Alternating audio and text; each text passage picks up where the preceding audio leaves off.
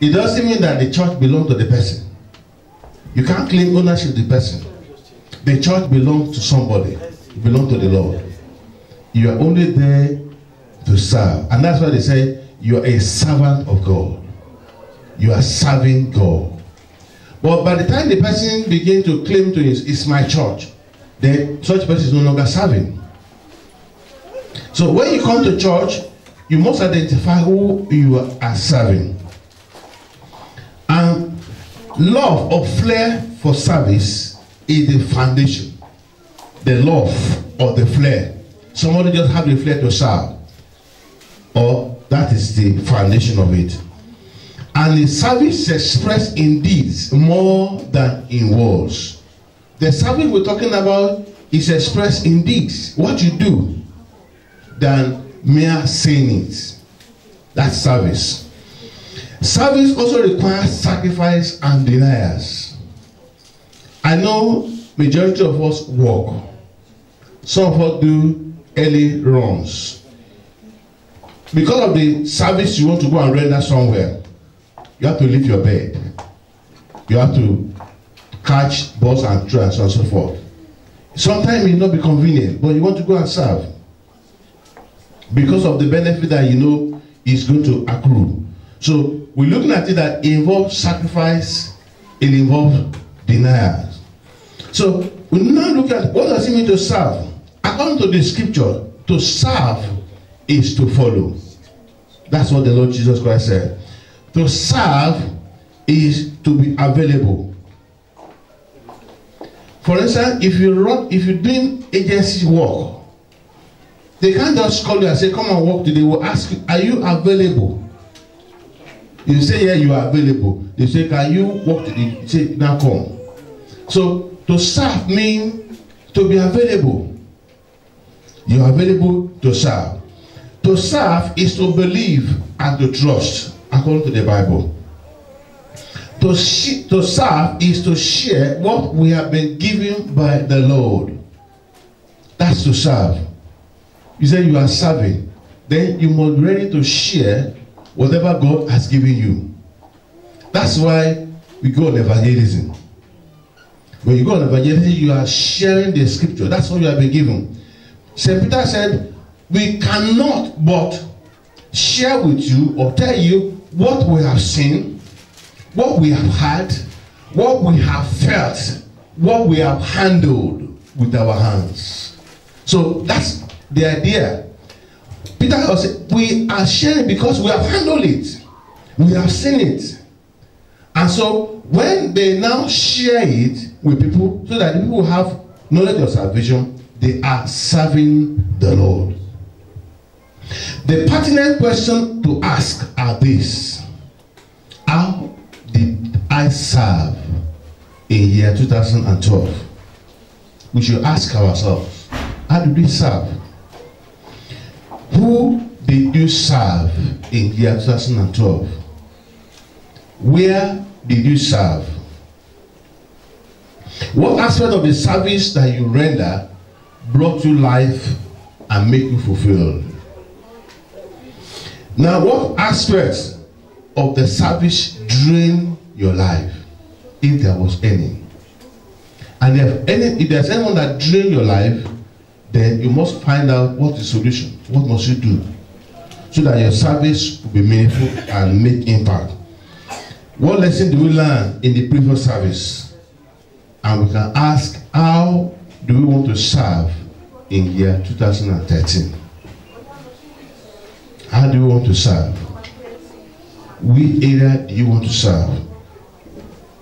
Because Jesus loves mankind, he died for the sins of the world, gave his life as a ransom for many, he served selflessly and unselfishly. Though he was the greatest, the Lord of Lords, he took the form of servanthood. In John chapter 13, the Bible says Jesus Christ served. How did he serve? He called his 12 disciples around, and he took a basin and the water and the towel, and he was washing their feet. As he was washing their feet, he was cleansing it. As he was washing their feet, he was cleansing it. He must have looked at the life they were living, look at what and what were in their lives, was washing them away and was cleansing them. Jesus served. And the Bible says that he laid an example for us to follow. And he said this, that he had to serve because that is why he came. That he didn't come though as a great man to be served, but that he must serve and put his life as a ransom for many. He was not supposed to minister, but to minister unto people. That's why he told people that they say, do you have sin? He said, well, if you say you don't have sin, then your sins remain with you. But those that are whole, they don't need to go to a physician. But those who are sick. And because I'm the physician, that's why I came. I am ministering unto people. So there could be many people around us that are sick. And if you are delivered, then you need to minister deliverance unto them. And I pray God will help us in Jesus' name. Let's look at Philippians chapter 2. Philippians chapter 2, we look at verse 22. Looking at people that serve. Our Lord Jesus Christ served.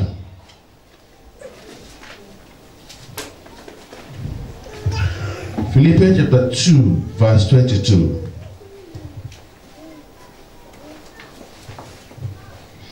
This is Paul speaking. He said, but you know the proof of him, that as a son with a father, he has served with me in the gospel. Talking about Timothy. As a son with a father, he has served with me in the gospel. He said, him therefore will I send to you. If Paul, the apostle, did not have people serving with him, he wouldn't have given it back in testimony. Timothy was there. Epaphroditus was also there. The Bible says that because of the work of God, Epaphroditus was sick unto death. He loved the brother. He was sick unto death. But he said, God spared him. God had mercy on him. It was in the service while he was serving. So he served. We have seen how Israel and David served their generation. The question we begin to ask, how am I serving the Lord? How am I serving my generations? And I pray God will help us in Jesus' name. Let's look at some other that serve in 1 Timothy chapter 5. 1 Timothy chapter 5. We see someone who also served, or the service that was expected of such person. Okay, we read it from verse 9 so that we can have an idea of what Paul was talking about. In verse 9 of 1 Timothy chapter 5, he said, let not a widow be taken into the number under 60 years, that is 60 years old, having been the wife of one man. A widow must not be taken in, that's the administration. He said, but this widow that you want to take in, if he's 60 years old, it must be a widow of well reported of for good works. That is the service that any person that we have said must be given. Well reported of good works. If she has brought up children, that is, you can think of this, like a children teacher, for instance, must have been tendering children, must have brought up children, taking care of the children, maybe as a nanny or as a care or whatever. If such a person have lodged strangers, that's a service. Lodging strangers, welcoming visitors, welcoming that may be giving a stand in one way or the other. Lodging stranger. If she had washed the saints' feet, washing their feet, maybe correcting them, advising them, whatever. If she had relieved the afflicted, who are the afflicted?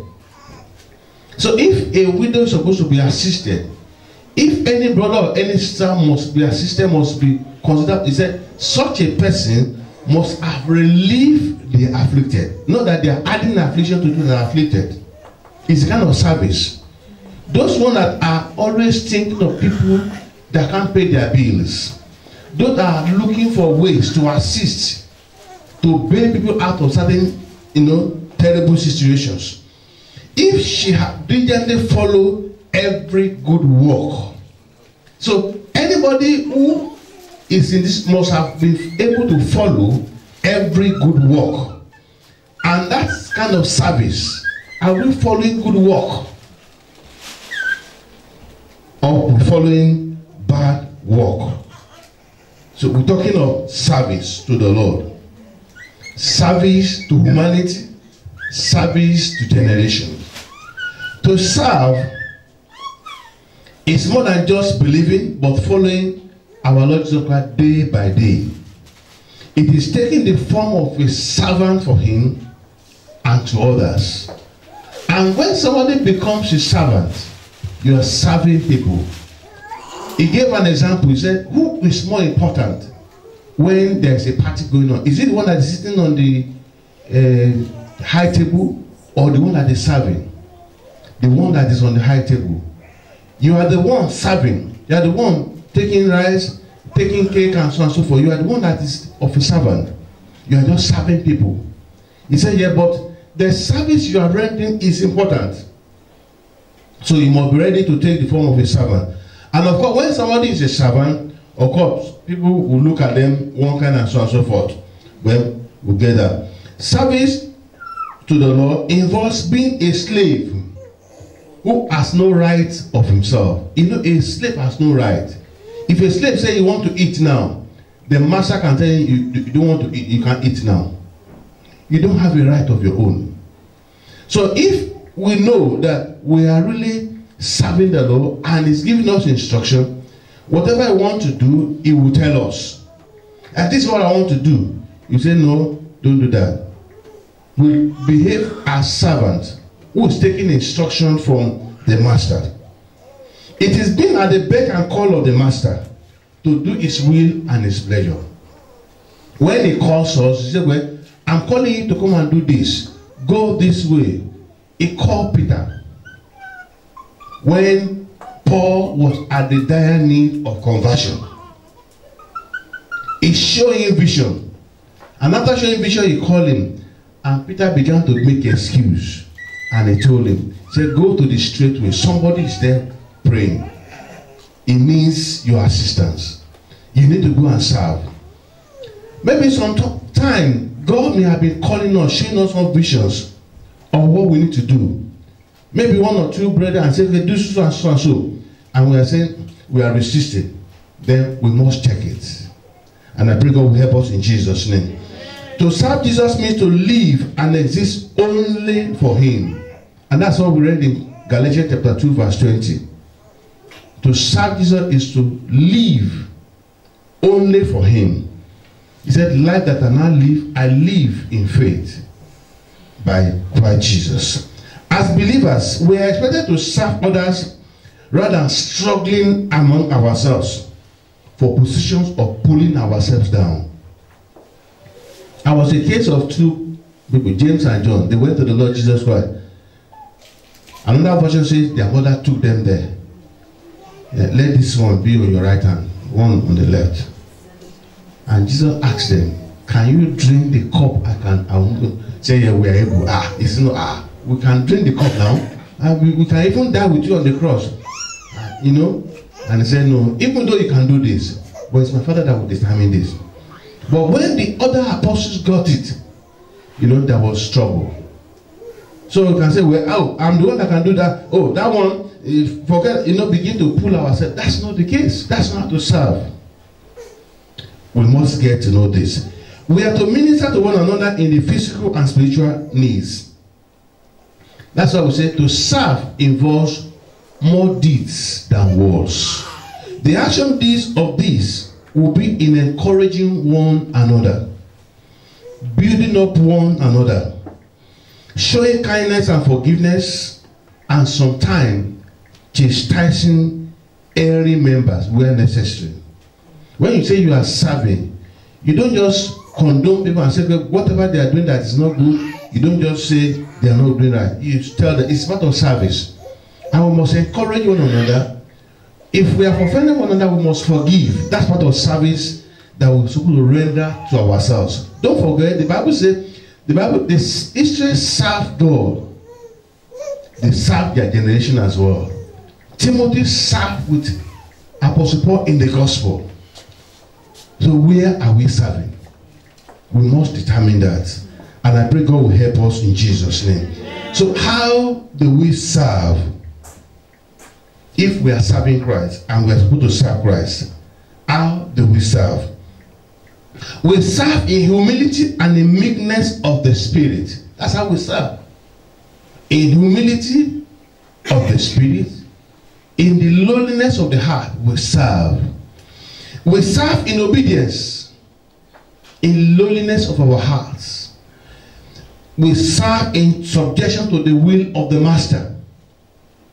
When Jesus called Matthew, who was sitting at the receipt of the custom, he just said, follow me. The man did not argue about it. And that's why I say to serve is to follow. If you are to serve him, then we must be ready to follow him in humility and in spirit. And we subject ourselves to the dictate of the Master. Whatever the Master says. If you know you have accepted Lord Jesus as your Lord and Savior, you must be ready to serve him. And to serve him is to follow him. I pray God will help us in Jesus' name. We should not serve with lukewarmness. We should not serve in arrogance. Some people serve in arrogance.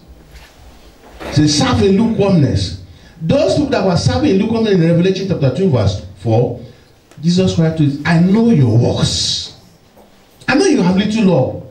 I know you have the, but you are neither cold nor hot. And I wish that you are either of the two. Otherwise, it's going to spare you out. We're not supposed to serve in lukewarmness, not in arrogance. We are not supposed to serve with pride. We are not supposed to serve with timidity. We are not supposed to serve with I don't care attitude. I don't care what happens. I don't care. I don't bloody care. So that's not how we are going to serve. So part of our service is when you come to church, we should believe that, oh, we are going there to serve the Lord. And if we are coming to church to serve the Lord, how do we serve? How do we go there? You say, well, I'm going to go there anytime I like. When I feel, when it's convenient, when I just feel like, that's how I'm going to serve. That's not how we're going to serve.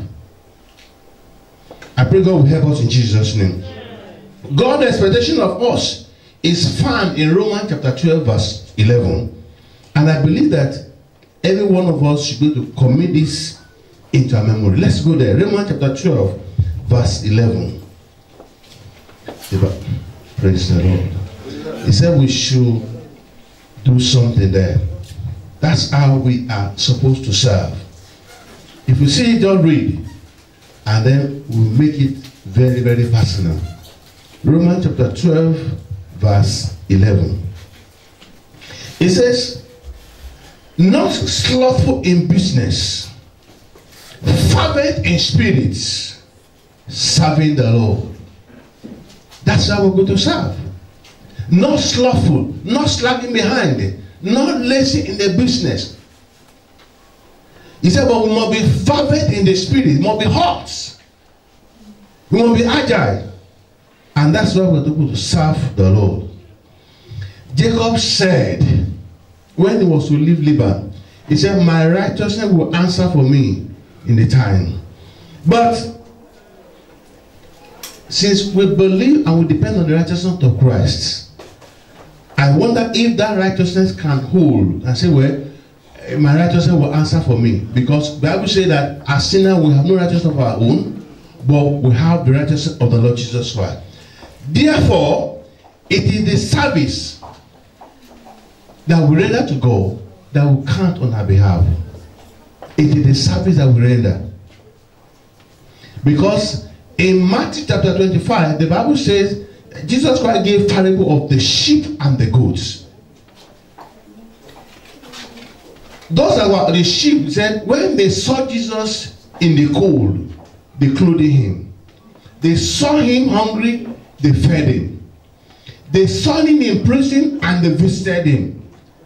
And Jesus began to ask, and they asked, Lord, when did we see you and we did all these things? He said, as long as you did it to one of those little ones, you did it unto me. That's the service you render to me. And so he likened them to sheep and said, well, enter into the kingdom, prepare for you. Someone rendered unforgettable service in the Bible, service that makes very, very good impact to our generation. To the extent that when she died, the beneficiary of the service, they felt so much that this one was not supposed to die at this particular time. And that was the person of Dorcas. The Bible says she was always sewing good coats, good doing things. When she died, people felt they felt the impact. And they knew that the Apostle Peter and they were in Joppa. They sent for them. Someone had died, or something has happened, and so on and so forth. This is not the kind of person that's supposed to die. The service that she rendered was speaking after she died. And the Bible said, Peter, the journey to Joppa was not long. Peter, they raised there and said, where is the person that died? And I said, okay, all of you go out. And then they prayed. And after some time, they said, Tabitha, arise. And the Bible said the woman got up. If anything happened to us unexpectedly, it is the service that will be able to speak for us. And that's why when something happens to someone somewhere, the kind of service that such a person is rendering will engineer the kind of intercessions that will make people to begin to talk to God about the person. They say, no, this person, when it was in the particular church, when we had no money to be in the church, the man was always giving the money. This is not the kind of person supposed to die at this particular time. God restore him. And when God hears the cry of such a person, he can intervene. Say, well, because of the service, let this person go back. The service that the person renders to the Lord. They say, well, this person used to go on evangelism. This person used to do this. This person used to minister unto the sick. This is not the kind of person that's supposed to die. If this person died now, what will happen to this particular? And then they begin to intercede to God on behalf of the person.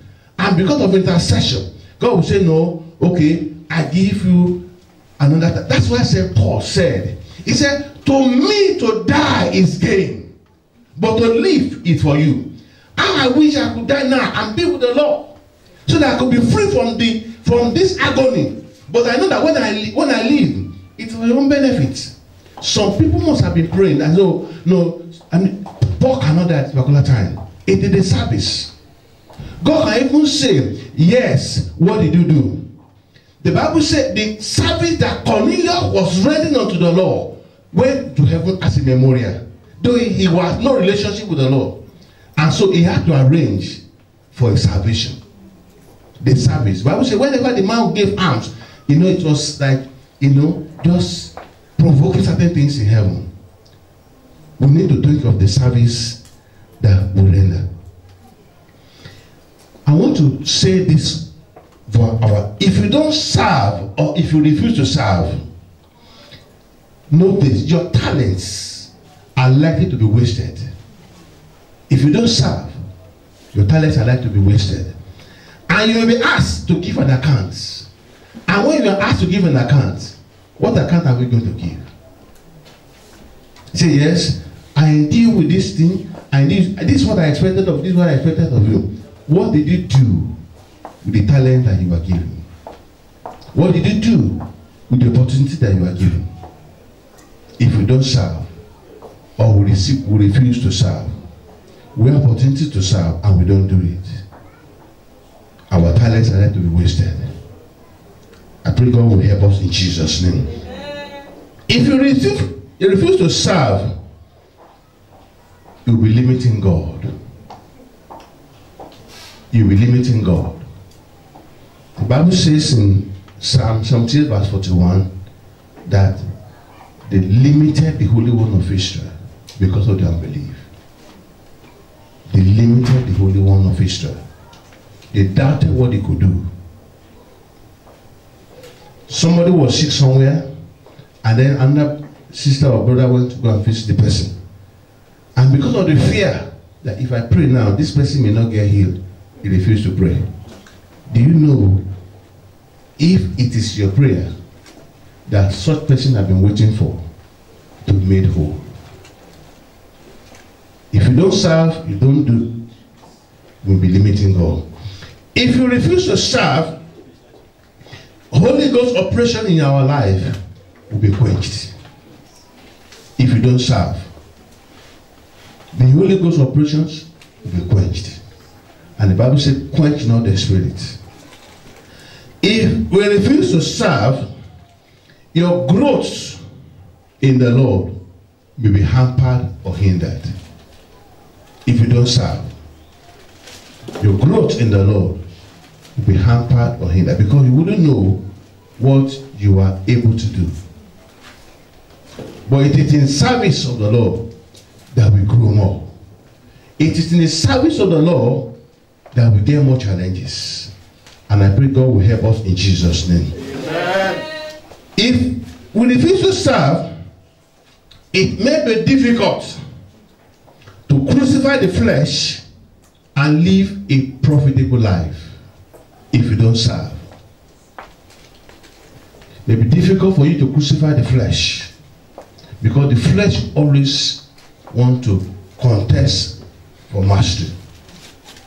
But when you know that you are serving, you know that you are working for the master, you know that you are a disciple of the Lord, and that much is expected of us, because what have been given unto you, then your life will be in subjection to the master, and you will be able to crucify the flesh.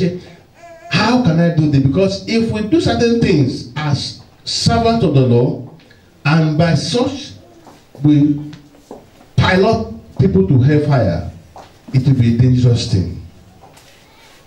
That's why we must get to know this. If we refuse to serve, it will be difficult to crucify the flesh and live profitable, holy life. And as men that want to live holy life, profitable life, then the solution is that we must be able to take the word of God and follow it. He said, if any man follow me, he must be ready to serve.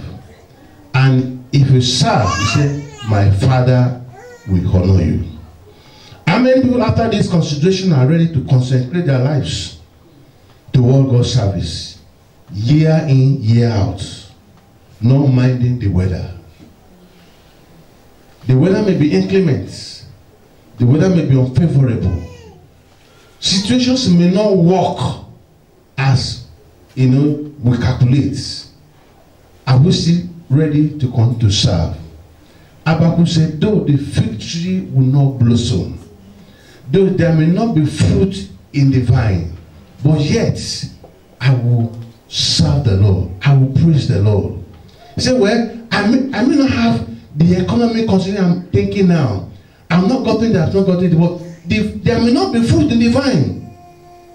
Hey, well, when I have my dream car, when I have that's when I'm going to serve. Such opportunity may not be there, but we must be ready to serve the Lord, not minding the weather, not minding the situation, minding the condition. These are the set of people that the Lord Jesus is looking for. And if we are not at that particular time, at that position, we must pray ourselves into position.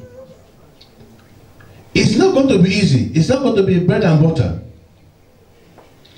Somebody say, oh, I like to live the life of a Jew. And so on. He said, you have been praying.